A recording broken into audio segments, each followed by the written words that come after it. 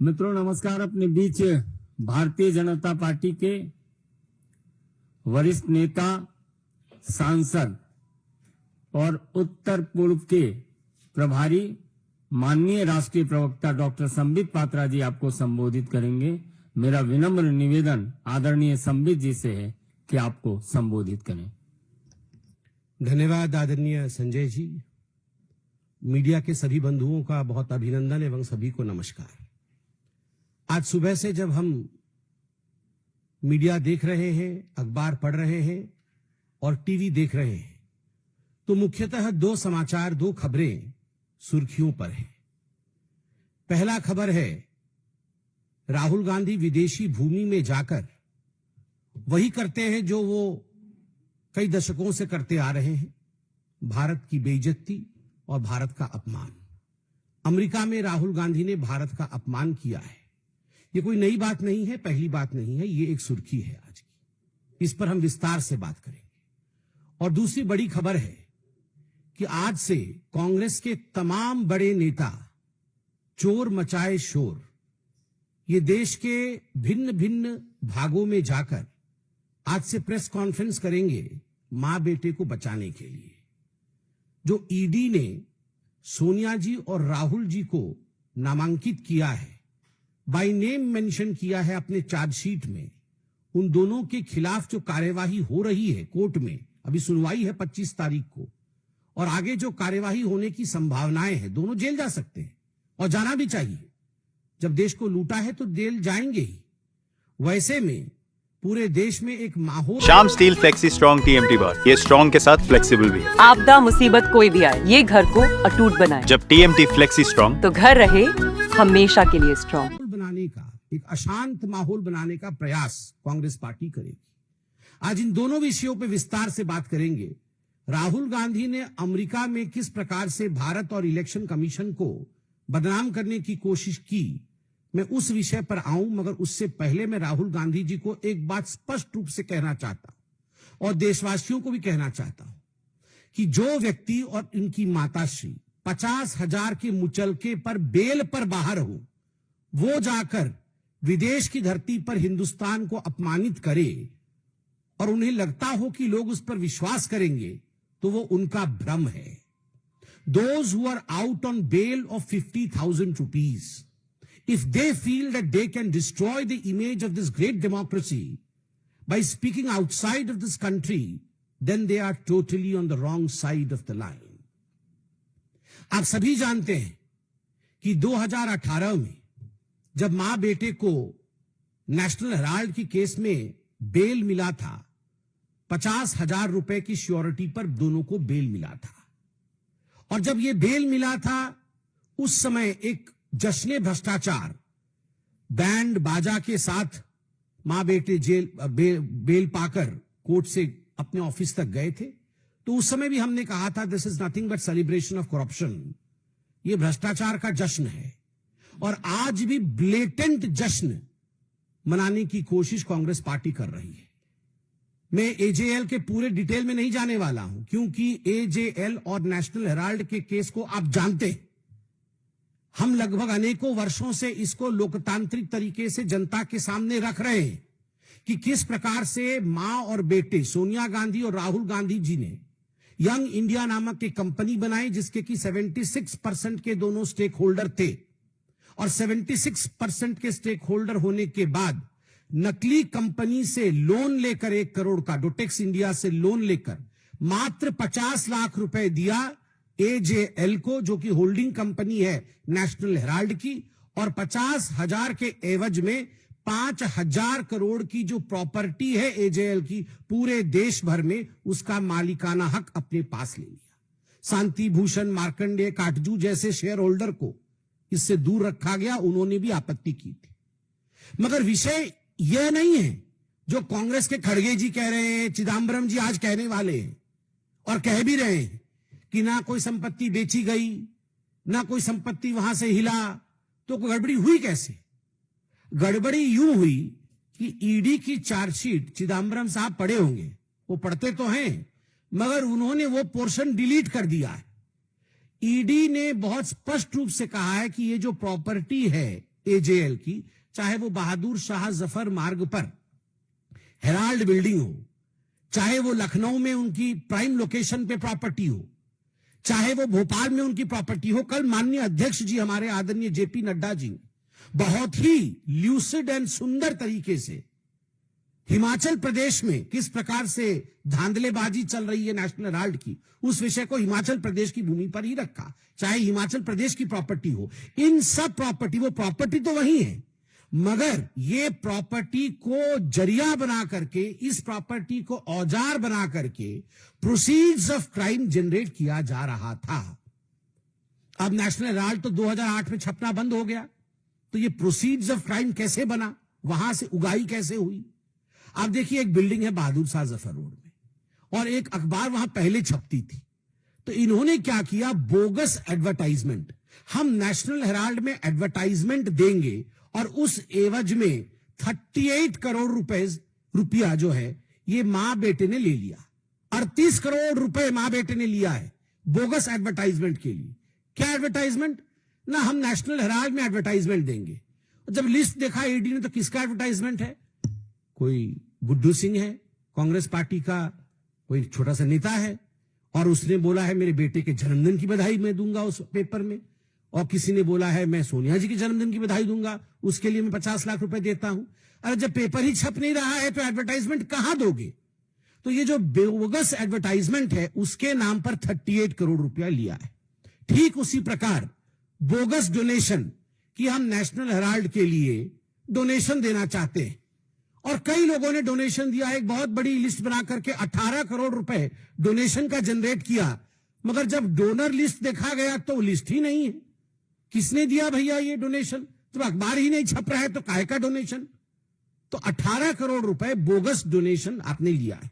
और bogus advance rent, building है national Herald की बहादुर शाह जफर मार्ग पे, सबसे बड़ी बिल्डिंग है।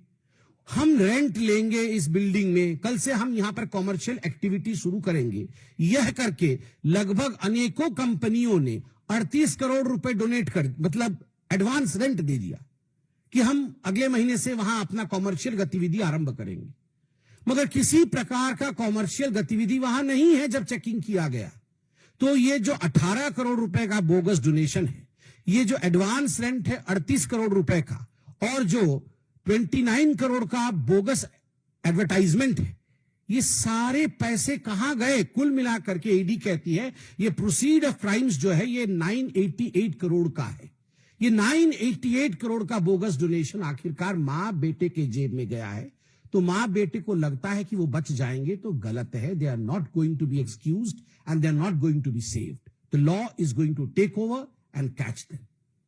कानून के हाथ लंबे होते हैं, ये हमने सुना है, और होते ही है, ये नहीं छूटने वाले हैं।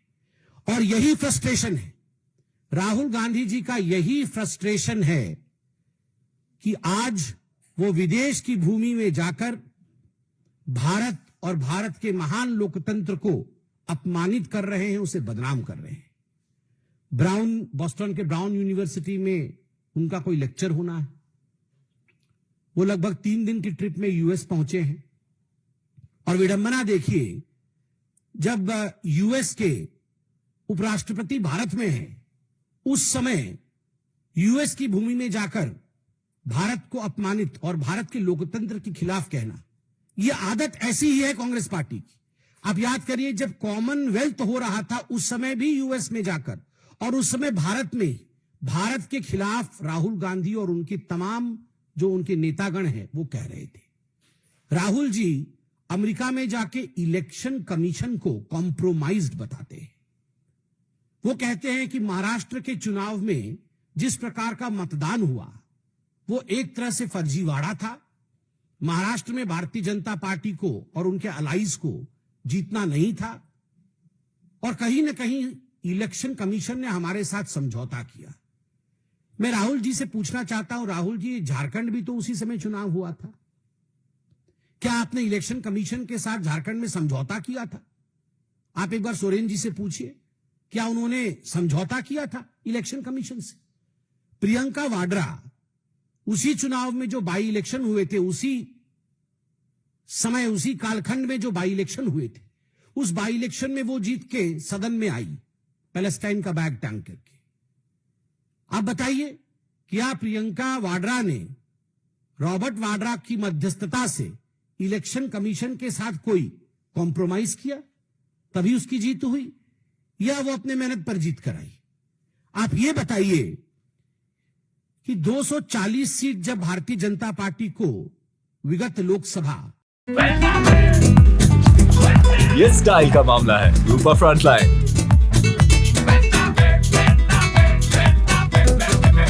2024 के लोकसभा में जब हमें 240 सीट और आपको 99 सीट मिली, तो आपने पूरे देश में और सदन में भी ढिंढोरा पीटा कि ये भारतीय जनता पार्टी की हार है और ये कांग्रेस पार्टी की जीत है।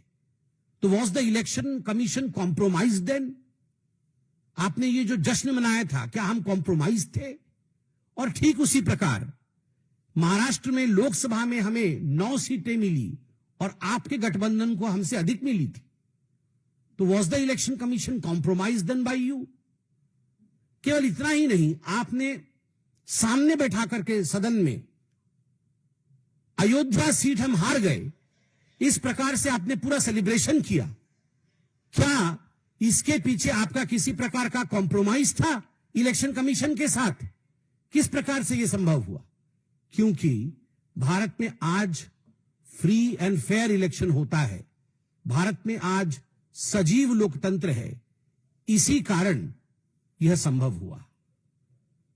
विदेश की भूमि में जाकर भारत पर इस प्रकार हमले करने वाला राहुल गांधी याद रखे कि वो 50,000 की बेल पर बाहर है, वो गुनहगार है, वो भ्रष्ट है, उसने चोरी की है, डकैती की है। नेशनल हेराल्ड का केस चोरी का केस नहीं है, डकैती का केस है। 5,000 करोड़ की प्रॉपर्टी का मात्र 50 लाख रुपए देकर और 440 करोड़ रुपए का इनकम टैक्स गबन करके उसे चोरी और भ्रष्टाचारी नहीं कहते हैं, वो डकैती होती है। मां बेटे ने डकैती की है और डकैती करने के बाद इनकी इतनी हिम्मत है कि विदेश की भूमि में जाकर आप हिंदुस्तान के लोकतंत्र के ऊपर उंगली उठाते हैं।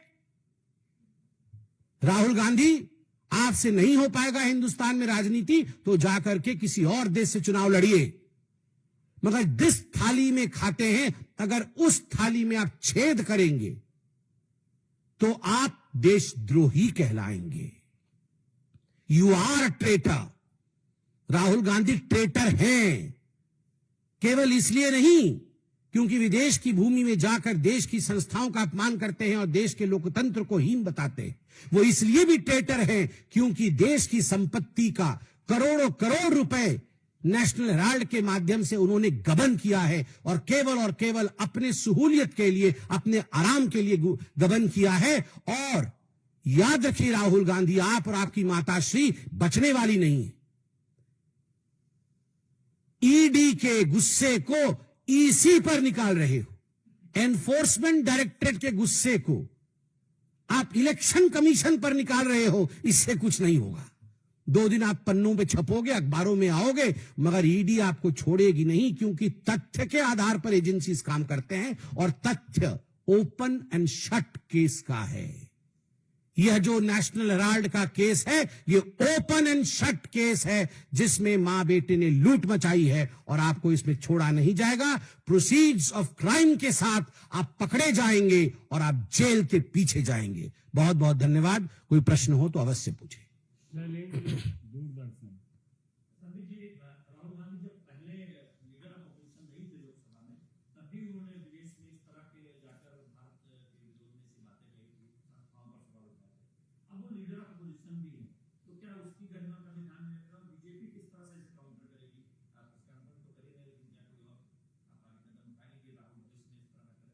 देखिए, वो लीडर विथ नो पोजीशन है।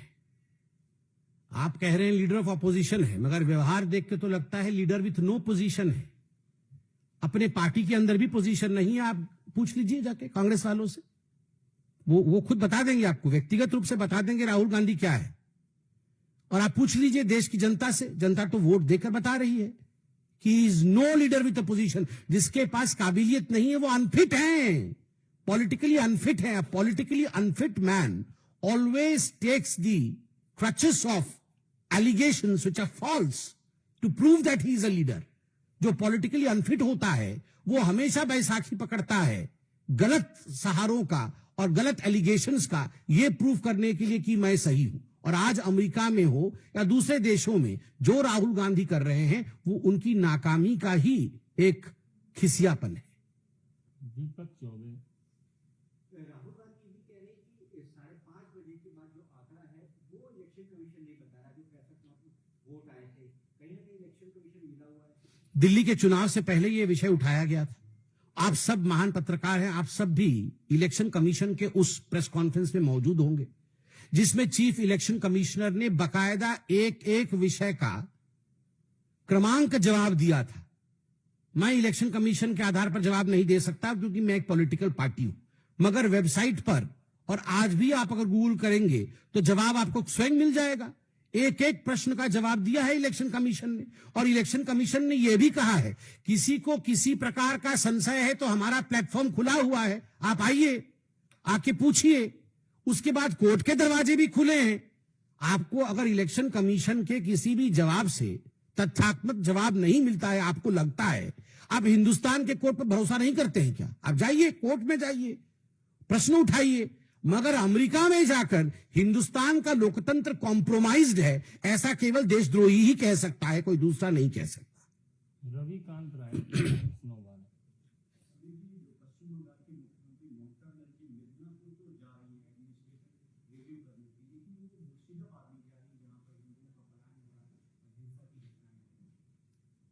बहुत दुख के साथ कहना पड़ रहा है, मुझे लगता नहीं है इसको पॉलिटिसाइज करना चाहिए, मगर यह सच्चाई है कि ममता बनर्जी हिंदुओं से नफरत करती है।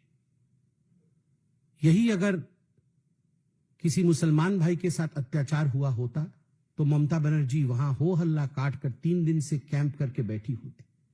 मगर आज मुर्शिदाबाद में शमशेरगंज हो चाहे धुलिया हो, वहां मां बहनों के साथ, छोटे बच्चों के साथ जिस प्रकार का अत्याचार हो रहा है, उसको देखने के पश्चात ममता बनर्जी स्वयं एक महिला है, अगर उसके बाद भी उनका दिल नहीं पसीज रहा है, उनको वहां जाने का मन नहीं कर रहा है और वो वहां जा नहीं रही है मुख्यमंत्री होते हुए भी, किसी महिला को गले से लगा के ये नहीं कह रही है कि मैं तुम्हारी आबरू को बचाऊंगी, तुम्हारी आबरू के साथ जो खिलवाड़ करने की कोशिश की गई है, तुम चिंता मत करो बहन, मैं तुम्हारी बहन हूं। जो पिता और बेटे को, चंदन और हरगोविंद को मार दिया गया, टुकड़े टुकड़े करके मार दिया गया, वो कम्युनिस्ट पार्टी के कार्यकर्ता थे।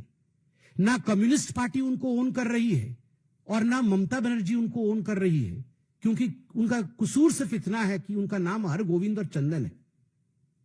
शी हेट्स हिंदूज और इस बात को हमें मानना पड़ेगा।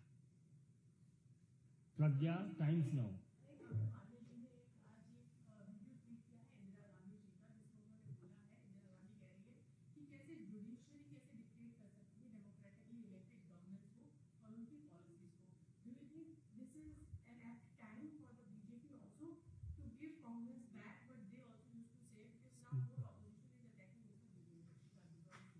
See, as far as judiciary is concerned, we firmly maintain the stand of Bharatiya Janata Party that there are clear division of power in the Constitution of India and every institution respects the other institution's beautiful democracy of ours. So no comment on the judiciary of India. It's a very good system in India that is in place and we'll all work together for the betterment of this country. That is all. Ankit Gupta, ABP.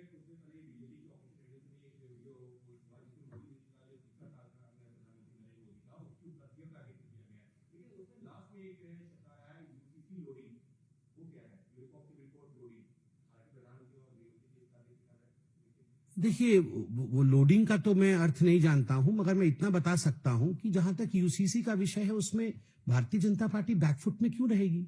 Bharatiya Janata party ने अपने manifesto में हमेशा uniform civil code के विषय में गर्व के साथ कहा है और केवल भारतीय जनता पार्टी ने नहीं कहा है, सुप्रीम कोर्ट ने भी इस विषय को बार बार निर्देशित किया है कि यूसीसी एक बहुत आवश्यक विषय है जिस पर संज्ञान लेने की आवश्यकता है सरकारों का। तो इस पे ये तो हमारा स्टैंड है, माननीय प्रधानमंत्री जी ने कहा है।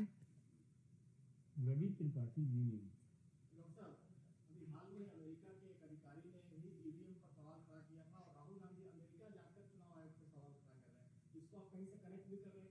देखिए, राहुल गांधी जॉर्ज सोरोस के एजेंट हैं। Rahul Gandhi is the agent of George Soros. George Soros के चंदे पर राहुल गांधी का धंधा चलता है और जॉर्ज सोरोस ही बताता है इनको कि क्या करना है, कैसे कपड़े पहने हैं, कैसी एक्टिंग करनी है। ये देखिए, ये सारे के सारे, आप समझ लीजिए एक बात क्लियरली, ये जॉर्ज सोरोस इनका ट्यूशन मास्टर है। और ये देश में हिंदुस्तान के लोकतंत्र को कैसे बदनाम किया जाए, कैसे हमारी इकोनॉमी ध्वस्त हो जाए, हमारा मार्केट कैसे गिर जाए, इसने जॉर्ज सोरोस ने, मेरे मुंह से चोरोस निकल रहा था, जॉर्ज सोरोस ने वो चिन्हित किया है 5-6 लोगों को कि ये राहुल गांधी एक कॉम्प्रोमाइज हो सकता है, ये देशद्रोह कर सकता है। ये अरविंद केजरीवाल, इसको बोलो ये एक्सेल शर्ट पहनेगा, डबल एक्सेल शर्ट पहनेगा, रेनॉल्ड पेन लगाएगा और स्लीपर पहन के राष्ट्रपति के घर जाएगा, बाद में अच्छे से नाचेंगे, बाद में सब कुछ चलेगा, मगर पहले ऐसे सब एक्टिंग करनी है। तो ये सब राहुल गांधी को भी ये टी शर्ट पहनना है, जींस पहनना है, युवा में घुसना है, ये सब सोरोस ने सिखाया है। जाके यूएस में इस प्रकार से भाषण देना है, इंडिया के विरोध में कहना है। मगर इंडिया की जनता बहुत बुद्धिमान है। अब ये जॉर्ज सोरोस की कंपनियां यहां नहीं चलने वाली है, अब बंद होगी राहुल गांधी की कंपनी। आनंद पांडे, टीवी 9।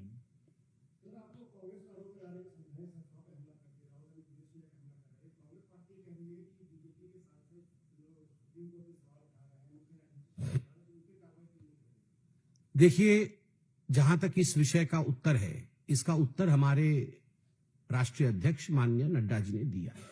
और मुझे लगता है जब पार्टी का सर्वोच्च पद इस पर उत्तर दे चुके हैं, उसके पश्चात उत्तर देने को कुछ शेष नहीं रहता। हम सब का उत्तर वही है जो माननीय नड्डा जी का है। और कोई प्रश्न? कितना हटके है? सौरभ भारद्वाज ने कहा है कि हम दिल्ली मेयर का जो चुनाव है वो नहीं लड़ेंगे। जिस तरीके से दिल्ली का रिजल्ट आया, अब मेयर को लेकर कह रहे हैं कि हम चुनाव ही नहीं लड़ेंगे।